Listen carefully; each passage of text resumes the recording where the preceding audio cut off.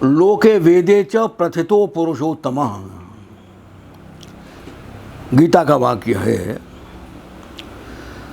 तो लोक की परंपरा और शास्त्र की परंपरा, ये दोनों ही परंपरा हमारे जीवन में ओतप्रोत हैं। यहाँ ध्यान में रखने की बात यह है कि वेद परंपरा को आप यदि परिनिष्ठित साहित्य की परंपरा कहना चाहें कह सकते हैं। माने कि वो जो वर्ग है, जो शिक्षित वर्ग है,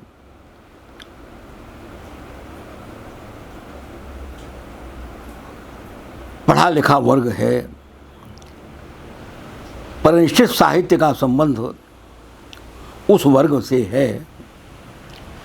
लेकिन जो परिनिष्ठित साहित्य की जो जड़ें हैं, जो उसका मूल है, उसका मूल लोक में है।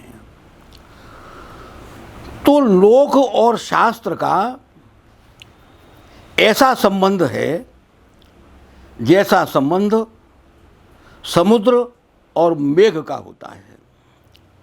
मेघ का जल भी अंततः समुद्र से ही आया है। तो परिनिष्ठित साहित्य मेघ है और लोक साहित्य, लोक वार्ता, लोक वाङ्मय, लोक जीवन वो समुद्र है। तो परिनिष्ठित साहित्य का जो अर्थ है वो लोक से खुलता है। और ये परंपराएं, लोक की परंपरा और शास्त्र की परंपरा। अब आप ये देखिएगा कि बालक जब जन्म लेता है तो उसका भाषा से परिचय कैसे होता है कि जब माँ उसके लाड़ लड़ाती है, उसे लालन कहती है, उसको दुलारती है, उससे प्यार से कुछ बोलती है, तो वो जो बालक है वो उस ध्वनि को पहचानता है, उस ध्वनि को ग्रहण करता है और उस ध्वनि और भाव के संबंध को समझने की कोशिश करता है कि इस ध्वनि से इस भाव का संबंध है और वह ध्वनि उसके लिए उस भाव का वाचक बन जाता, व्यंजक बन जाता है। ठीक इसी प्रकार से जब धीरे धीरे जब वो बड़ा होता है तो उसके कान में बार बार शब्द आता है। माता पिता कुछ बोलते हैं, कुछ उससे बोलते हैं या उससे नहीं भी बोलते, परस्पर बोलते हैं या कुनबे में बोलते हैं, परिवार में बोलते हैं। तो वे जो शब्द हैं, तो वो शब्द जो है वो कैसे ग्रहण करता है? वो परंपरा से ग्रहण करता है। वो बालक तो अभी स्कूल गया ही नहीं है, अभी पाठशाला में पढ़ा ही नहीं है, उसे व्याकरण का कुछ भी मालूम नहीं है, लेकिन वो शब्द ग्रहण करता है। कैसे शब्द ग्रहण कर रहा है? परंपरा से ग्रहण कर रहा है। परंपरा एक प्रवाह है। तो यहाँ ध्यान में रखने की वाली बात क्या है कि हमारी जो ये दो शब्द संपदा है, उदाहरण मैंने बालक का जरूर दिया है, लेकिन हम समग्र साहित्य में देखें कि ये जो शब्दावली आ रही है, तो शब्दावली लेखक ने थोड़ी बनाई है, वो लेखक ने स्वयं उसको परंपरा से ग्रहण किया है।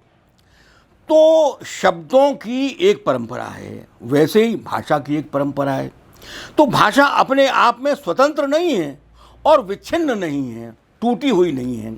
जब आप हिंदी की बात करते हैं तो ध्यान रखिएगा कि भाषा कहाँ रहती है?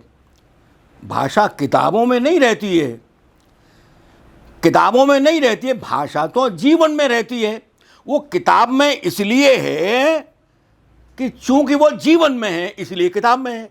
यदि जीवन में भाषा न होती तो किताब क्या करती?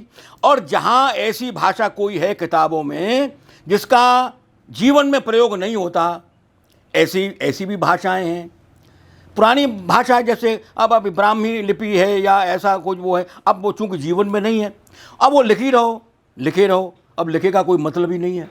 क्या करेंगे उस लिखी का? क्यों पढ़ी नहीं सकते उसके लिए उस लिपियों को? तो सवाल ये है कि जो परंपरा, जो शब्द संपदा हमको उस परंपरा के प्रवाह में जीवन में आई, वही शब्द संपदा किताबों में चली गई। किताबों में कोई भिन्न शब्दावली नहीं है। तो इसलिए ये ध्यान रखना चाहिए कि जो हिंदी की शब्दावली है, अब हिंदी की शब्दावली पर हम विचार करें तो सोचिएगा, तत्सम, तद्भव, देशज और विदेशी। माना कि अरबी फारसी के शब्द हैं और अरबी फारसी के शब्दों से हमें कोई परहेज नहीं है। अंग्रेजी के शब्दों का कहीं कहीं हिंदीकरण हुआ है और कहीं वो तत्सम रूप में भी आ गया है। हॉस्पिटल का अस्पताल बन गया, तद्भव रूप हो गया, हमने उसको अस्पताल के रूप में ग्रहण कर लिया, तो हमें उससे कोई परहेज नहीं है। प्रत्येक जीवित भाषा दूसरी भाषाओं के शब्दों को स्वीकार करती है और करेगी, और ये उसके जीवन का लक्षण है। करना चाहिए, जरूर करना चाहिए, हमें उससे बिल्कुल परहेज नहीं है। लेकिन और देशज शब्द हैं, जो जनपदीय भाषाएं हैं, जो लोक भाषाएं हैं, उनकी शब्दावली का, उनके मुहावरों का, उनकी जो अभिव्यक्त संपदा है, वो हिंदी के लिए कामधेनु की तरह से है। वो हिंदी की प्राणरस धाराएं हैं, वो भिन्न नहीं है।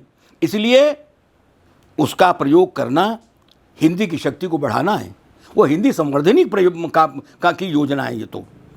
अच्छा, अब दो प्रकार की शब्दावली रही, तत्सम और तद्भव। अब तत्सम और तद्भव ये दोनों का संबंध पूर्व परंपरा से है, अर्थात संस्कृत से, वैदिक संस्कृत से, या प्राकृत और अपभ्रंश से, पाली से, प्राकृत से, प्राकृत में भी जो भिन्न 4 प्रकार के जो वेद हैं उनसे।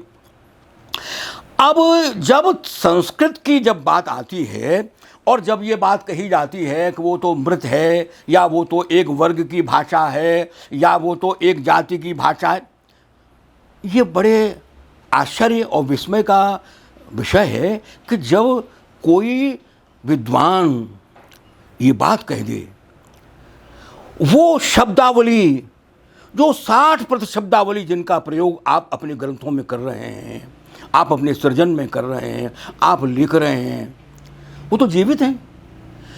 आप उन शब्दों का प्रयोग कर रहे हैं और कह रहे हैं मृत शब्द हैं। बड़े आश्चर्य की बात है।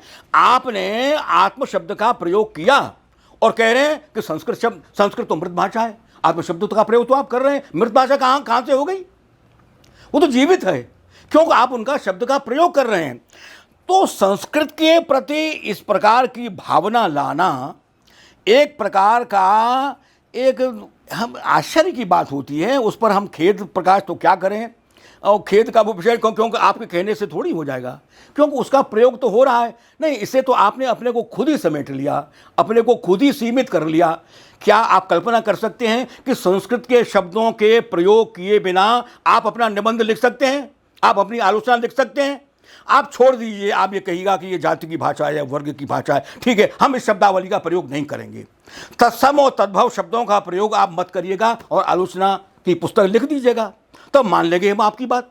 लेकिन आप एक तरफ उसको मृत भाषा भी कह रहे हैं, आप उसे वर्ग की भाषा भी बता रहे हैं, आप उसे जाति की भी भाषा बता रहे हैं, और उन शब्दावलियों का प्रयोग भी कर रहे हैं। आप दोनों ही बातें आप एक साथ कर रहे हैं, तो दोनों बातें आपस में परस्पर विरोधी नहीं है। क्या ये विडंबना नहीं है? किस प्रकार का दृष्टिकोण आपका है? देखिए, आपने आप शब्द का प्रयोग किया, क्या आत्म शब्द के बिना अपदीपो भव बन सकता था? और अप से आप बन सकता था, अम्बा से अम्मणि बना, अम्मणि से अम्मणि से अम्मा बना। क्या इस प्रयोग की निरंतरता को आप नकार देंगे?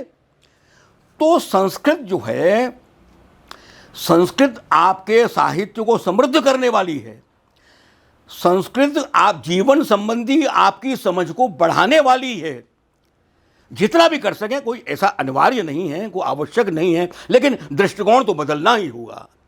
जितना कर सकें करें, वो ठीक है, लेकिन दृष्टिकोण ये समझना होगा कि हिंदी जो आई और हिंदी का जो प्रयोग हम कर रहे हैं, और जो 60% शब्दावली का प्रयोग, जीवित प्रयोग हम कर रहे हैं, निरंतर कर रहे हैं, अपने निबंधों में लिख रहे हैं, अपनी आलोचना में लिख रहे हैं, अपनी पुस्तकों में लिख रहे हैं, और निरंतर बोल रहे हैं, भाषण दे रहे हैं, लेक्चर दे रहे हैं, और आप ये भी कह रहे हैं कि संस्कृत शब्दावली। अरे, संस्कृत के प्रति आपकी इस प्रकार की जो जो जो दृष्टि है, वो तो बड़ी विडंबना जैसी लगती है। तो साहित्य को आप देखें, प्रसाद जी का साहित्य पढ़ सकेंगे यदि आप तत्सम शब्दों को छेक दें तो। प्रसाद का कैसे अर्थ करेंगे आप? और दूसरे दूसरे जो ये काव्य आ रहे हैं, जो साहित्य आ रहे हैं, वो एक निरंतरता में आ रहे हैं। आप निरंतरता का विच्छेद नहीं कर सकते। हिंदी जो है विच्छिन्न भाषा नहीं है। हिंदी मूल से जुड़ी हुई भाषा है भाई। जब हम उसको राष्ट्रभाषा कहते हैं, जब उसे हम जन भाषा कहते हैं, तब इसलिए कहते हैं कि उसकी जड़ें हैं, उसकी निरंतरता है, वो हजारों बरस की निरंतरता है। आप हजारों बरस को कैसे काट सकते हैं? उसके लिए आप कहते हैं यहां से काट दें। कहां से काटोगे आप? वो शब्दों की जो परंपरा है वो तो हजारों साल की है, कैसे काटेंगे आप? और कहां से काटेंगे? कहां से विभाजन करेंगे आप उसके लिए? तो इस प्रकार संस्कृत के प्रति ये जो दृष्टिकोण आप बना लें कि ये धर्मनिरपेक्ष नहीं है। क्यों नहीं धर्मनिरपेक्ष? धर्मनिरपेक्षता का प्राण तत्व है उसमें, सर्वधर्म समन्वय का प्राण तत्व है उसमें। क्यों? उसमें बौद्धों पर भी लिखा हुआ है, उसमें जैनों पर भी लिखा हुआ है, उसमें जो दूसरे उसमें चारवाक पर नास्तिकवाद भी उसमें है। तो इस प्रकार से जो एक क्रमिकता है, एक निरंतरता है, निरंतरता के प्रति आपकी जो कुंठा है, वो कुंठा एक विडंबना की बात है, एक विस्मय की बात है, और उस समझदारी के प्रति एक प्रश्न चिन्ह लगाने वाली बात है।